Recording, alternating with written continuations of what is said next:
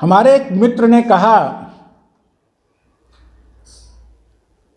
कि पत्रकार और अफसर कब तक सरकार की गुलामी करेंगे। उनका उत्तर स्पष्ट है कि जब तक हम राजनेता नहीं सुधरेंगे, नंबर एक। दूसरा उत्तर है, जब तक पत्रकार अपने दायित्व को नहीं समझेगा।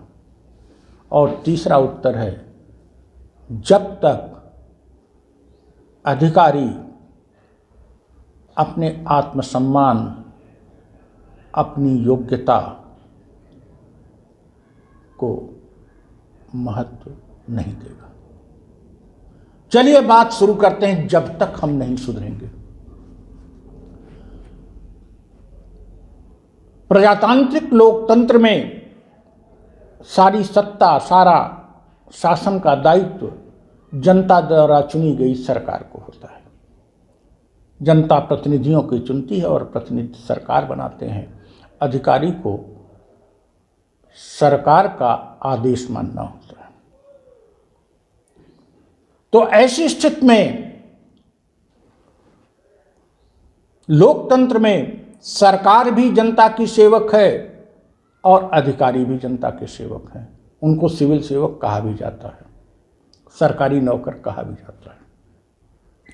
लेकिन सरकारी नौकर ज्यादातर जनता का नौकर न होकर सरकार का नौकर हो जाता है, और सरकार ज्यादातर, या वर्तमान जो सरकार है तो पूरी तरह से उत्तर प्रदेश की और केंद्र की और विभिन्न राज्यों की सरकारें जो हैं वो जनता का नौकर न समझ के जनता का मालिक समझ बैठती हैं।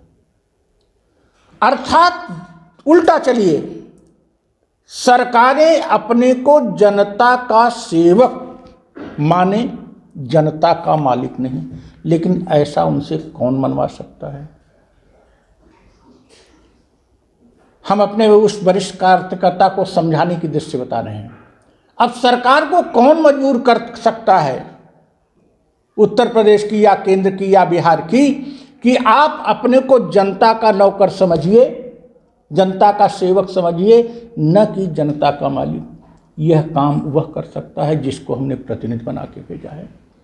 अर्थात एमएलए एमपी को का दायित्व है कि सरकार को आगाह करे कि तुम जनता के सेवक हो, जनता के मालिक नहीं हो। अब वो आगाह नहीं कर रहे हैं। हमारे एमएलए एमपी ज़्यादातर जो है दल बदलू हो गए हैं, ज़्यादातर अपनी अस्मिता बेच चुके हैं और ज़्यादातर अपना काम कराने के लिए, निजी स्वार्थ के लिए सरकार के पीछे घूमते हैं। अब जनप्रतिनिधियों को कौन ठीक करेगा। जनप्रतिनिधियों को जनता ठीक करे, जनता आगाह कराए अपने एमएलए एमपी को, भैया आपको हमने अपना प्रतिनिधि बनाया है, अपना मालिक नहीं बनाया है। प्रतिनिधि का मतलब होता है हमारी जो इच्छा है, हमारी जो आवश्यकता है, वो जहां जाकर सरकार से करवाओ और अफसरों से करवाओ। तो जनता अपने प्रतिनिधि को ठीक करे। अब जनता भी नहीं ठीक कर रही प्रतिनिधि को, तो हम अपने सहयोगी मित्र बीरेन से कहते हैं कि अब आप लोग जनता को तो नहीं ठीक कर सकते, क्योंकि आप भी पार्टी के कार्यकर्ता हो, आप भी उनके नौकर हो, सेवक हो, प्रतिनिधि हो। तो जनता को बताइए कि आपका अधिकार क्या है। जनता को बताइए कि आप चाह जाइएगा तो आपके प्रतिनिधि ठीक हो जाएंगे, और आपके प्रतिनिधि ठीक हो जाएंगे तो सरकार ठीक हो जाएगी, सरकार ठीक हो जाएगी तो अफसर ठीक हो जाएंगे। रही बात अफसर, अफसर गुलाम नहीं है, वह जनता के प्रति असंवेदनशील होकर अपने निजी स्वार्थ के कारण सरकार के आदेशों को मानता है। इसलिए मानता है कि सरकार पर शिकंजा हमारे प्रतिनिधि नहीं खींच कर रहे हैं, जनता नहीं कर रही है, तो मजबूर है।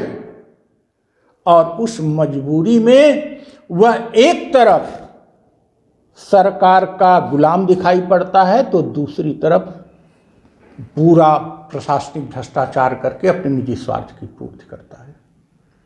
चंद मंत्रियों, मुख्यमंत्रियों, प्रधानमंत्रियों के पीछे चलकर लोगों को लगता है उसका गुलाम है, लेकिन वो अपनी निजी हितों की पूर्ति कर रहा है, इसलिए प्रशासनिक भ्रष्टाचार चरम पर है।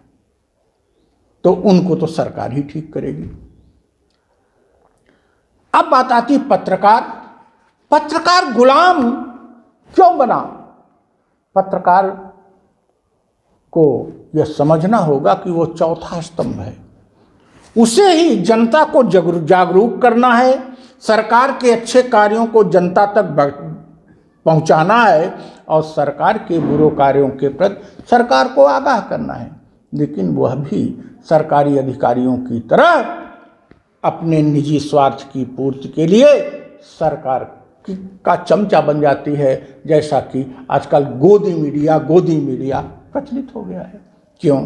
क्योंकि पत्रकारिता का व्यवसायीकरण हो गया है। पत्रकारों को जितना सम्मान, जितना सुविधा मिलनी चाहिए वो मिलती नहीं। उन सुविधाओं और सम्मान के लिए वे सरकार के पिछलग्गू बन जाते हैं। यहाँ भी दोष है। तो मूलतः दोष कहाँ है?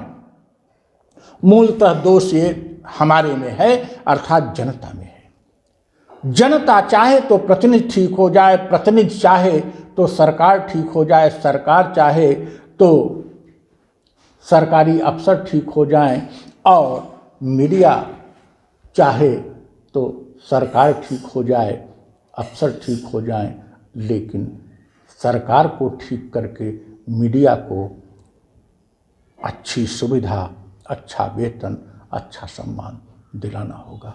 ये सब एक ही तरह से लिंक्ड हैं।